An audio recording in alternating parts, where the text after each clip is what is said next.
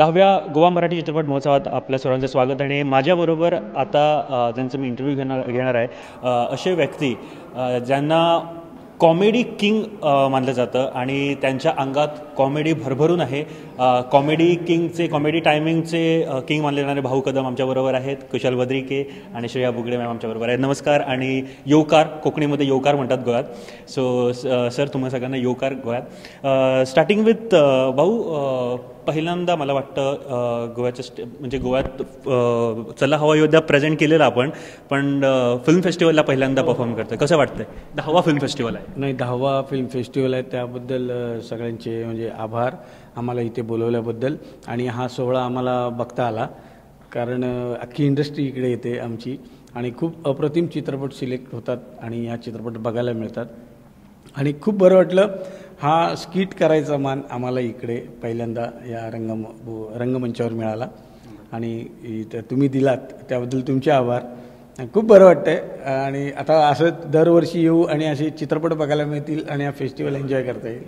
बरोबर. कुशल, लास्ट 2 वर्षाआधी तुमचं एक चित्रपट मी ह्याच फिल्म फेस्टिवलला बघितलेलं बायोस्कोपमध्ये. त्यामध्ये माहीत नव्हतं एवढं सिरियस पण काम तू करू शकतो, पण खरंच अप्रतिम काम केलेलं. एक होता काऊ ह्या चित्रपटामध्ये.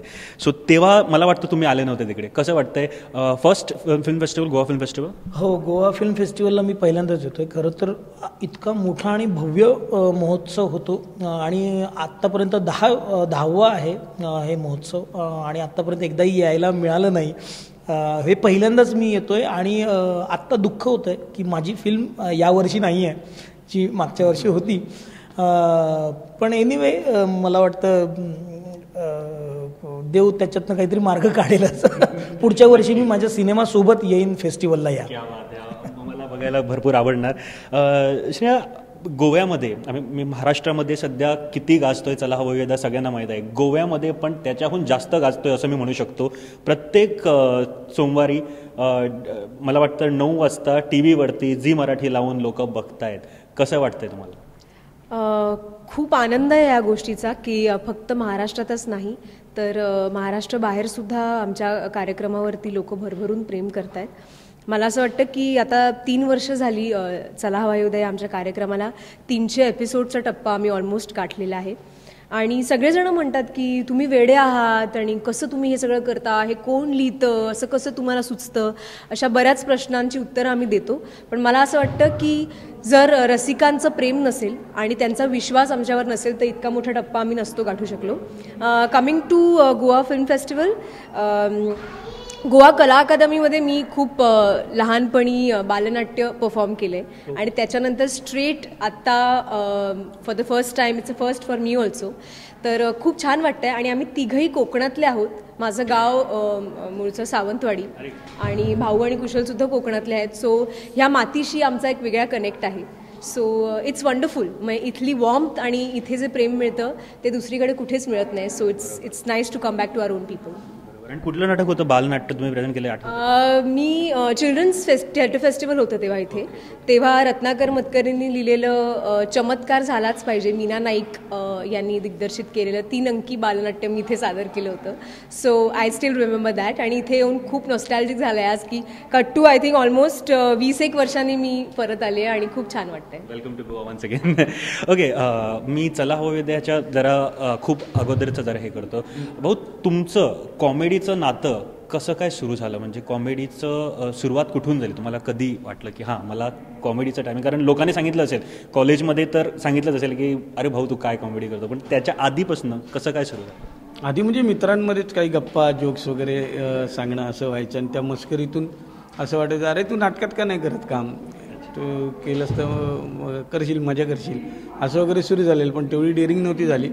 पण नंतर एक कॉन्फिडन्स वाढवायचा होता म्हणून एकांकिका केली आणि मग ती आवड निर्माण झाली आणि नंतर आता ते इथपर्यंत पोचले ते कॉन्फिडन्स. क्या बात आहे. कुशल, मी एक प्रश्न तुम्हाला माझ्या डोक्यात होता कारण स्ट्रगलर्स सालामधून मला वाटतं प्रत्येक यूथ जो मोबाईल वापरतो त्यांच्यापर्यंत तू पोहोचलेला आहे. कारण स्ट्रगलर्स साला किंवा वेब एपिसोड ह्याच्यात खूप काही आम्हाला दाखवता येतं.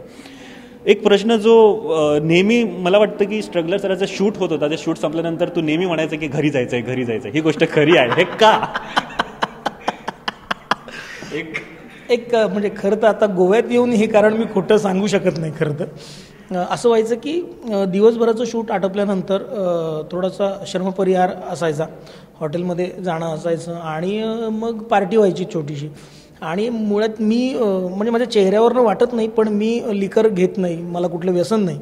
आणि मला फक्त चखणा माणूस किती खाणार, माणूस म्हणजे किती खाणार, तर मला 4-5 तास उगाच बसून राहावं लागायचं. आणि मला नंतर झोप यायची, मला कंटाळायचं आणि त्याच्या पुढे मला ड्राईव्ह करत डोंबिवलीला जायचं असेल. सो माझं एवढंच असायचं, मला घरी जायचं मी नाही. आणि साधारण शेवटचा सीन शूट करायला सुरुवात झाली की त्यांचं सुरू व्हायचं, मग कुठे रे, मग कुठे, मी घरी. असं माझं ठरलेलं असं. संतोष पण तुला खूप आग्रह करायचा थांबायला? अगदी म्हणजे जवळजवळ ना त्यांचं प्लॅनिंग सुरू व्हायचं माझ्याबरोबर. माझ्या गाडीच्या चाव्या ते लपवायचे, माझी बॅगच लपवायचे. आणि मग 2-3 वेळा मी फसलो या सगळ्याला, नंतर मीच लपून ठेवायला लागलो या सगळ्या गोष्टी. बरोबर. श्रेया, जेव्हा आता मला वाटतं फू बाय फू जेव्हा चालू होतं त्याच्यानंतर एक चला हवं सुरू झालं, महाराष्ट्र तसं गोव्यात भरपूर प्रेम मिळत गेलं. काय वाटतं म्हणजे हे घडत गेलं आणि एक नवीन एक्सपिरियन्स येत गेला तुमच्या लाईफमध्ये, कसं? डेफिनेटली मला असं वाटतं की हा एक शो फू बाय फूमध्ये आम्ही ॲक्च्युली भेटलो सगळे आणि त्याच्यानंतर ही कॉन्सेप्ट डेव्हलप झाली की असं आपल्यालाही काहीतरी वेगळा शो आता आपण करूया. तर मला असं वाटतं this show it's been life changing for all of us. कारण का अशा पद्धतीचा रिस्पॉन्स बऱ्याच काळाने एखाद्या रिजनल नॉन फिक्शन शोला मिळणं आणि कन्सिस्टंटली ती व्ह्युअरशिप टिकवणं, आय थिंक त्याच्यात आम्ही आत्तापर्यंत तरी सक्सेसफुल झालो आहे. आणि याच्यात फक्त आम्हीच नाही तर जे आत्ता इथे नाही आहेत, फॉर एक्झाम्पल निलेश आहे, सागर, भारत, आमची संपूर्ण झीची टीम, प्रोडक्शनची टीम, सगळेच इतके म्हणजे कधी आम्ही 7-7 वाजेपर्यंत सकाळी शूट करत असतो आणि आम्हाला रिअलाइजही होत नाही की इतके वाजलेत. सो आय थिंक हेच सगळं त्याच्या मागचं गुपित असेल की ते अजूनही तितकंच फ्रेश वाटतं. शूटच्या वेळेला इम्प्रोव्हायझेशन पण भरपूर होतं, आम्हाला जे टीव्हीवरती दिसतं पण इम्प्रोव्हायझेशन होतं त्याच्यात खूप जास्त इम्प्रोव्हायझेशन असतं, बरंच असतं. कधी ते इतकं असतं की ते सगळं एडिट होतं. पण मोस्ट ऑफ द टाइम्स हे लोक माहीर आहेत इम्प्रोव्हायझेशनमध्ये.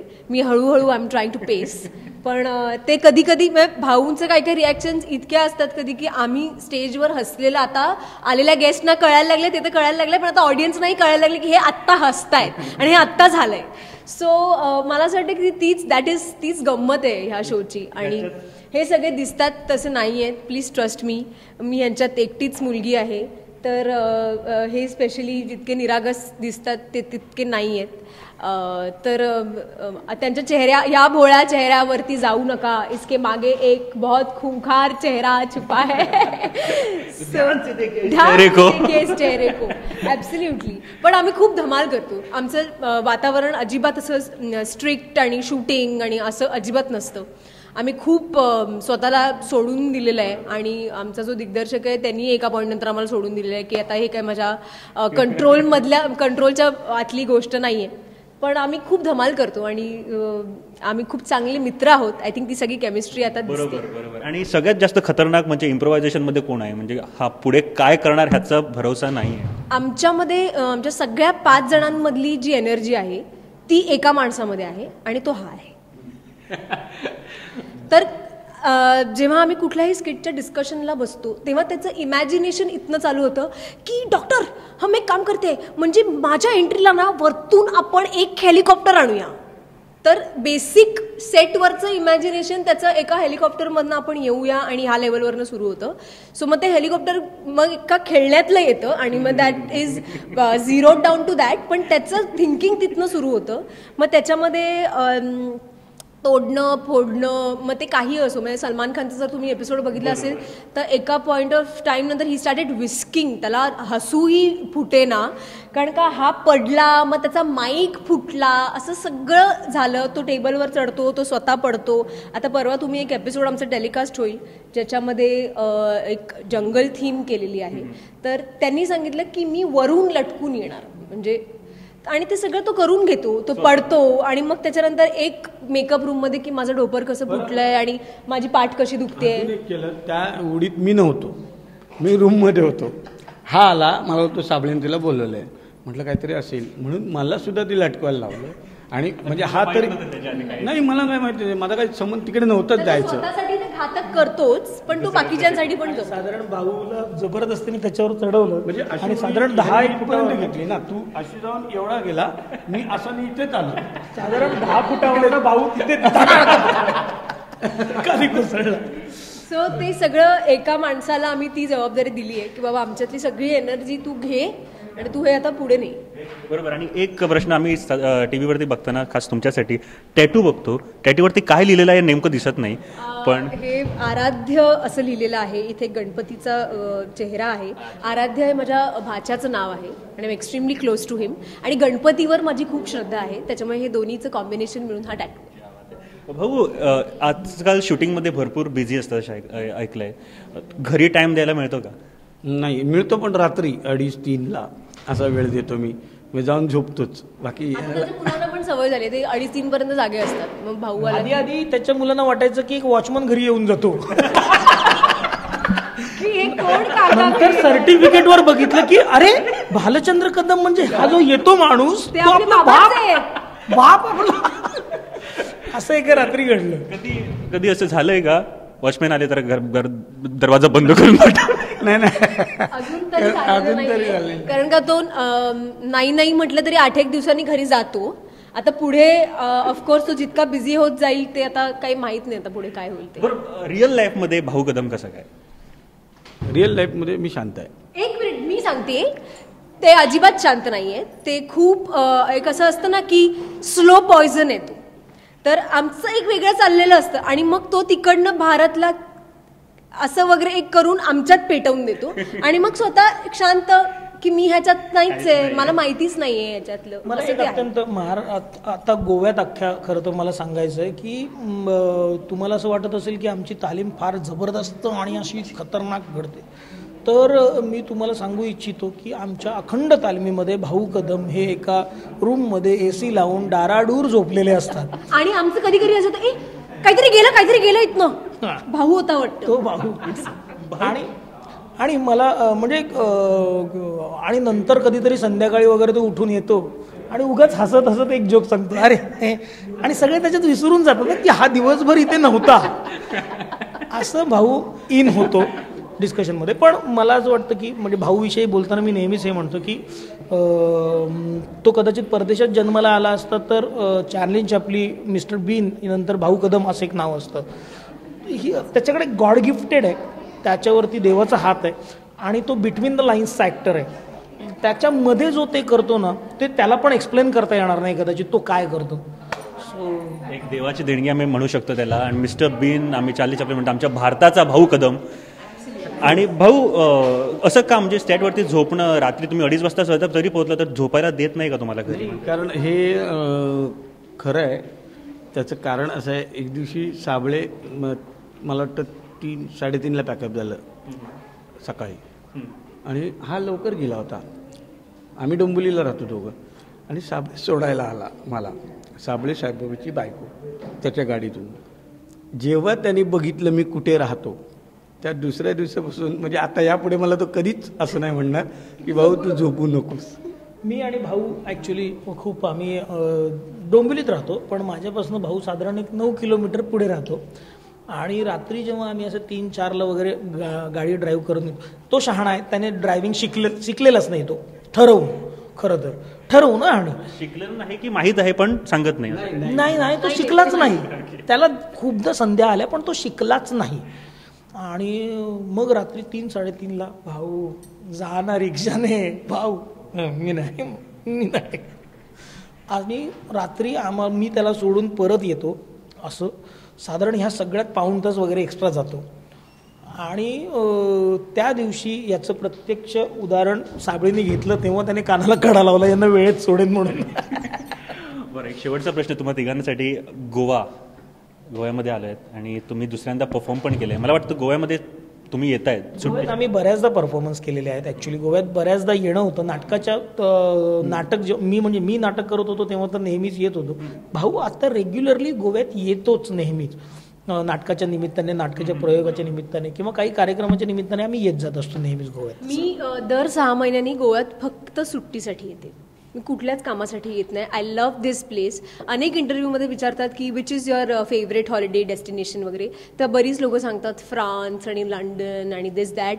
मी सगळ्यांना सांगते my all time favourite is Goa, आणि माझ्या अख्ख्या फॅमिलीला गोवा आवडतं. मी कुठल्याच मित्रमैत्रिणींबरोबर येत नाही. मी माझ्या आई बाबांना घेऊन येते, आणि जे आपण मित्रांबरोबर करतो ती सगळी मजा मी त्यांच्याबरोबर करते. So I love this place. Commercially यायला आवडतं की सुट्टी यायला? मला कुठल्याही कामासाठी, कुठल्याही वेकेशनसाठी गोव्याला यायला आवडतं. It's amazing. ओके, गोव्याबद्दल तुमचं काय म्हणणं आहे? गोवा कसं काय वाटतं तुम्हाला? गोवा मला लिहायला पण खूप सोपं वाटतं. इतकं सोपं, सुंदर, छान आहे. बेसिकली खूप छान जपलं इथल्या लोकांनी. थोडंसं इथलं उदाहरण काही जागी, आता मी अगदीच प्रत्यक्ष बोलत नाही कारण हा टी व्हीवरती शो आहे, पण अशा बऱ्याच जागा आहेत, बरेचसे राष्ट्र आहेत ज्यांनी ह्याचं उदाहरण घेतलं पाहिजे आणि तिथली स्वच्छता जपली पाहिजे. ते प्लेस, आपले हिस्टॉरिकल काही प्लेसेस आहेत त्या जपल्या पाहिजेत असं मला वाटतं. मला गोवा आवडतं. बरोबर. पण तुम्ही म्हटलं गोवा म्हटलं की आधी दारू पुढे येतं, पण तुम्ही घेत नाहीये तरी पण एन्जॉय करता येतं इकडे. हां, अगदीच. म्हणजे अगदीच मला असं वाटतं की इथे आल्यानंतर जे रेग्युलर ड्रिंकर्स आहेत त्यांना तर मजा येतेच, पण जे नाही पीत तर आय थिंक गोव्याची एक वेगळी नशा आहे आणि ती आपोआप चढतेच. So I don't think you need to drink. भाऊ, गोवा म्हणजे काय? कारण तुम्ही गोवा म्हणजे थंडगार बियर, थंडगार बियर एन्जॉय करायचं, मासे खायचे आणि खूप एन्जॉय करायचं. रात्र म्हणजे दिवस असतो ॲक्च्युली गोव्यात. तर त्यांनी दारू सोडलेली आहे, मला सांगायचं आहे सगळ्यांना. हे खूप पितो असं वाटेल लोकांना. नाही, खूप नाही पित. खूप मध्ये कधीतरी ओकेजनली भाऊ कधी एखाद दुसरा पेक घ्यायचा, पण तोही त्याने सोडला.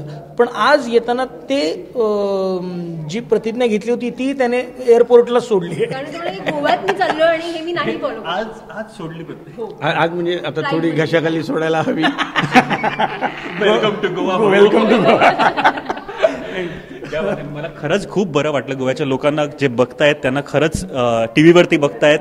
आता हे बोलणं ऐकून मला वाटतं तुमचं प्रेम जे आहे लोकांमधलं ते भरपूर जास्त आहे. तुम्हाला गोव्यामध्ये परत परत बघायला आवडणार आणि मला स्वतःला परत परत बघायला आवडणार. तुम्हाला तिघांना खरंच मना काळजातले देव बरे करू. That's we say it in Konkani. Thank you very much. Thank you.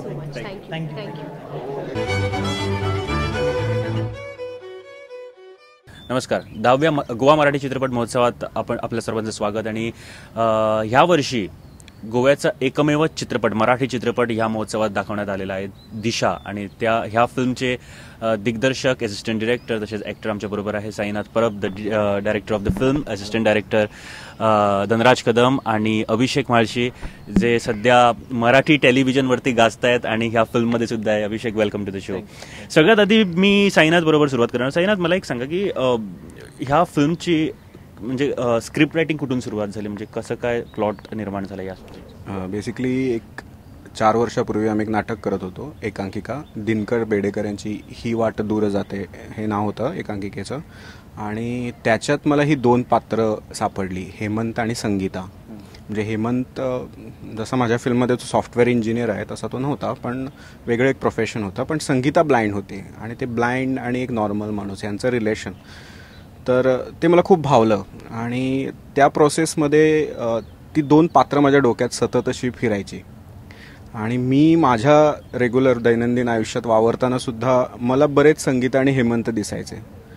So माझं प्रोफेशन हे आहे, तर मी म्हटलं वाय नॉट माझ्या मीडियममधून हे एक्सप्रेस करावं, तर काहीतरी लिहावं असं म्हणून मी सुरुवात केली. सुरुवातीला असं काही मोठा प्लॅन नव्हता, शॉर्ट फिल्म करायची एवढंच होतं मनात. पण मी लिहित गेलो आणि ती दृश्य मला दिसायची, अशी डोळ्यांसमोर दिसायची. जे सुचत गेलं ते मी लिहित गेलो. नंतर जसं धनराज आहे, धनराजकडे डिस्कस केलं, बाकी असे काही मित्र आहे या फील्डमध्ये त्यांच्याकडे डिस्कस केलं आणि हळूहळू स्क्रिप्ट डेव्हलप होत गेली. सो एक 10 ड्राफ्ट तरी मला लिहावे लागले. 1 वर्ष गेलं आणि मी स्क्रिप्ट रायटिंगला 10 तरी ड्राफ्ट करावे लागले. आणि हळूहळू फिल्म शेप करत गेली. लाईक सुरुवातीला मी कोकणीत लिहिलं होतं, मला गोव्यातच करायचं होतं, पण काही लिमिटेशन ऑफ रिसोर्समुळे नंतर ठरवलं की वाय नॉट मराठीत केलं तर थोडा मोठा मार्केट मिळेल आणि थोडा एक्सपोजरला पण बरं पडेल. आणि टेक्निकली पण चांगल्या गोष्टी ॲड करता येईल असं वाटलं. त्यामुळे मग ते आम्ही मराठीत केलं. So last draft was in Marathi. Dhanraj, असिस्टंटच्या बाबतीत मी बोलतोय कारण तू मराठी फिल्म इंडस्ट्रीमध्ये काम केलं आहे, हिंदी फिल्म इंडस्ट्रीमध्ये काम केलं आहे, गोव्याच्या बाहेर बहुतांश काम केलं आहे. पण गोव्यात ही फिल्म करताना घरी आल्यासारखं वाटत होतं कारण तू इकडे मला वाटतं थिएटर केलं आहे आणि कित्येक वर्ष इकडे राहिलं आहे. सो तुला पण माहीत आहे कुठले लोक काय काय कॅपॅसिटी किती काय काय करू शकतात. तू काय वाटत होतं तुला जेव्हा असिस्ट करत होतं? मुळात म्हणजे काय की इथले सगळे ॲक्टर्स आणि वगैरे आहेत हे सगळे माझे जवळचे मित्र आहेत. त्यामुळे त्यांच्याबरोबर काय पद्धतीने काम करायचं, कसं करायचं हे मला माहिती आहे अगोदर. आणि दुसरी गोष्ट म्हणजे साईनाथने ज्यावेळी ही कॉन्सेप्ट मला सांगितलेली त्यावेळी मी फक्त सांगितलं की अगोदर स्टोरी लिज आणि मग त्यावरती प्रोसेस होत गेली. आणि एक दिवस साईनाथचा फोन आला की आपल्याला फिल्म करायची आहे. म्हटलं ठीक आहे करू आपण. कारण काय होतं की छोटा सेटअप आहे आणि छोट्या सेटअपमध्ये काम करताना मजा येते तुम्हाला. कारण का खूप गोष्टी तुमच्या डोक्यावर असतात, म्हणजे बऱ्याच गोष्टी घेऊन तुम्हाला चालायचं असतं आणि त्यातून सर्वाइव्ह व्हायचं असतं. मोठ्या सेटअपमध्ये काय होतं, एकच गोष्ट तुम्हाला म्हणजे तीच गोष्ट करावी लागते. ह्या छोट्या सेटअपमध्ये असं होत नाही. त्यामुळे खूप चॅलेंजिंग होतं तसं. कारण का शूट करताना पण आम्ही घाई गडबडीत शूट कधीच केलं नाही. याचं फार विचार करून वेळ घेऊन याचं शूट केलेलं आहे. मजा आली फिल्म करताना. बरोबर. आणि साईनाथ, त्याने जसं म्हटलंय की बजेटसुद्धा भरपूर कमी होता आणि कमी बजेटमध्ये फिल्म करणं एकतर क्रिएटिव्हिटी तुझी हाय लेवलवरती पाहिजे कारण तुला माहीत असायला पाहिजे कुठला सीन कुठे काय सगळं. त्या दृष्टिकोनाने तू कसं बघतोस? See as per me film making is an capitalist art. म्हणजे पैशाशिवाय फिल्म नाही होऊ शकत. पण दुसरा एक मेन फॅक्टर आहे फिल्म मेकिंगला, तो म्हणजे माणसं. Without good team and support film नाही होऊ शकत. म्हणजे कसं असतं, तुमच्याकडे पैसा असतो पण तो काय करायचा ते पण महत्त्वाचं आहे ना. तर लो बजेट हा प्रश्न सगळ्यांनाच मला वाटतं असतोच. असं कुणीच ठरवत नाही की माझ्याकडे भरपूर पैसा आहे, भरपूर पैसा उडवूया आणि चांगली फिल्म बनवूया. सलमान खान असेल तर ते होऊ शकतं. हो, कारण त्याला ॲश्युरिटी आहे. त्याचा सलमानचा एक मार्केट आहे, रजनीकांतचा एक मार्केट आहे. दे नो लाईक इतके पैसे घातले तर इतके येतील. आमचं तसं नसतं. लाईक जेव्हा, कारण फिल्म हा विषय टोटल ऑफबीट आहे, नॉर्मल कमर्शियल स्ट्रीमला जाणारी फिल्म नाही आहे. त्यावेळी रिस्क भरपूर असते. म्हणजे कसा पैसा रिकवर करणार किंवा कुणाकडे किती पैशासाठी डिमांड करायचं जर आपण प्रोड्युसरकडे गेलो. आणि सांगायचं म्हणजे मी 1 वर्ष फिरलो आहे. जेव्हा स्क्रिप्ट डेव्हलप होत होती त्यावेळी मी इव्हन फिल्म बाजारला ट्राय केलं, जिथे चांगले चांगले डिस्ट्रीब्युटर प्रोड्युसर येतात. नंतर लोकल ज्यांच्याबरोबर ओळखी होत्या त्यांच्याबरोबर ट्राय केलं आणि ते कुठेच जमून येईन असं झालं. तर शेवटी मी विचार केला मीच प्रोड्यूस करणार. माझ्याकडे जो सेटअप आहे त्याच्या आधारानं प्रोड्यूस करणार. फक्त मला फिल्म जर बाहेर न्यायची आहे तर मला अनुभव नव्हता. त्यामुळे मला प्रोड्युसरची गरज होती जो मला मदत करेल ती फिल्म बाहेर न्यायला, म्हणजे इंटरनॅशनली न्यायला किंवा नॅशनल लेवलवर मराठी मार्केटमध्ये न्यायला. सो इफीच्या निमित्ताने गोव्यात जो इफी सुरू झाला आहे त्याचा मला बराच फायदा झाला आहे इफीचा. सो इफीमुळे माझ्या अशा काही ओळखी झाल्या इथे, जे फिल्म क्युरेट करायचे किंवा डिस्ट्रीब्युशनमध्ये होते अशा काही माणसांशी ओळखी झाल्या. त्यांचं बरंच गायडन्स मिळालं. तर तिथेच माझी भेट जय बजाज यांच्याशी झाली, जे इफीला क्युरेटर आहे बऱ्याच वर्षापासून. ते फॉरेन फिल्म्स क्युरेट करतात इफीसाठी. आणि मी त्यांना हा कन्सेप्ट ऐकवला तर त्यांना तो आवडला. कारण ते म्हणाले ह्याच्यात एक जागतिक फिल्म म्हणजे वर्ल्ड सिनेमा लेवलचा एक किडा आहे म्हणाले या स्टोरीमध्ये. तर तू कर, माझा तुला सपोर्ट आहे, एवढंच त्यांनी मला सांगितलं. तर मी म्हटलं माझा बजेट लिमिटेड आहे, मी कसं हँडल करू शकतो. तर त्यांनी मला सांगितलं की at some cost I will take care आणि बाहेर ती न्यायची मी तुला मदत करू शकतो आणि माझा अनुभव मी तुला देऊ शकतो. कारण त्यांनी दीपा मेहता वगैरे अशा मोठ्या डायरेक्टर्स बरोबर एक्झिक्युटिव्ह प्रोड्युसर्स वगैरे म्हणून काम केलंय. तर त्यांचा मला बराच फायदा झाला. नाव the cherry on the cake. कारण अभिषेकला आम्ही मराठी टेलिव्हिजन सुद्धा वरती बघितलेलं आहे. सो जेव्हा स्क्रिप्ट ऐकली होते, कॉमन प्रश्न आहे पण तरी तुला मी विचारणार, कारण मला वाटतं हे नाटक सुद्धा तू बघितलं असेल, ही वाट दूर जाते, एकांकिका. सो जेव्हा स्क्रिप्ट ऐकली होती तेव्हा पहिला विचार काय आलेला मला? मी स्क्रिप्ट त्याने नंतर ऐकवली मला. जेव्हा मी तो ऑडिशन घेत होता माझी, तेव्हा त्याने मला कॅरेक्टर सांगितलं होतं आणि कॅरेक्टर मला मला असं वाटलं की हे खूप कठीण आहे, हे मला जमणार नाही कदाचित. तो म्हणाले की तू एकदा ट्राय करून बघ. मी विचार की याने मला का सांगितलं, म्हणजे मी तसा नाही आहे का, मी कितपत करू शकतो, याने कुठला प्रॉडक्ट बघितला आहे माझा. पण तरी मी ट्राय केला, म्हटलं थोडा वेळ दे मला, आणि मी ऑडिशन दिली. एक 10 दिवसांनी त्याचा फोन आला की तू ही फिल्म करतोयस. म्हटलं साईनाथ खरंच? तो म्हटलं हो तू करतोय. म्हटलं ठीक आहे, मला थोडा वेळ दे, मी सांगतो तुला. आणि मी थोडा वेळ घेतला, कारण तो कॅरेक्टर माझ्या डोक्यात एवढं भिनलं होतं की खूप चॅलेंजिंग होतं. आणि कुठल्याही ॲक्टरला सोपं काम नको पाहिजे असतं, त्याला चॅलेंजिंग काहीतरी पाहिजे असतं, जे याच्याकडून अपेक्षित नाही आहे. अरे हा एवढं करू शकतो का, असं काहीतरी काम पाहिजे असतं. आणि ते तसं काम होतं. त्यामुळे मी खरंच विचार केला आणि सांगितलं की ठीक आहे मी करतो. त्याच्यानंतर त्यांनी मला स्क्रिप्ट ऐकवली. बरं, ह्या स्क्रिप्टमध्ये तुझा जो रोल आहे तो भरपूर सॉफिस्टिकेटेड आहे, एक सॉफ्टवेअर इंजिनियर आहे. मुळात तू कसा काय आहेस, असाच आहेस की? नाही, मी एवढा सॉफिस्टिकेटेड वगैरे असं नाही, मी खूप रॉ आहे. मी कॅमेरा ऑन झाला की सॉफिस्टिकेशन दाखवतो. ओके, एक प्रश्न मी अभिषेक आणि साईनाथ आणि धनराज तिघांना विचारत होतं, कारण तू काणकोणला राहतोस तुम्ही. सो गोव्यात मराठी चित्रपट करणं म्हणजे एक भरपूर चॅलेंजिंग काम आहे, कारण गोव्यात मराठी ची जी एक फ्लेवर आहे तो कोकणी फ्लेवर त्याच्यात यायचा भरपूर हे असतो. आणि तू काणकोणला राहतो म्हटल्यावर आणि काही डिफिकल्ट होतं मराठीमध्ये हे करायला. तो कानडी हे येतो ना, तिथे मिक्स होतो, त्यामुळे ते अजून मराठी, कानडी आणि कोकणी असं तिन्ही मिक्स होतं. सो हा चॅलेंज तू कसं काय हे केलं, कारण तू मराठी नाटकात पण काम केलेलं तेव्हापासून तुझं, आणि तू मुंबईत राहतो सध्या. सो कसं काय जमवलं म्हणजे मला कधी असं वाटलं नाही की मला मराठी येत नाही किंवा मराठी माझी खराब आहे.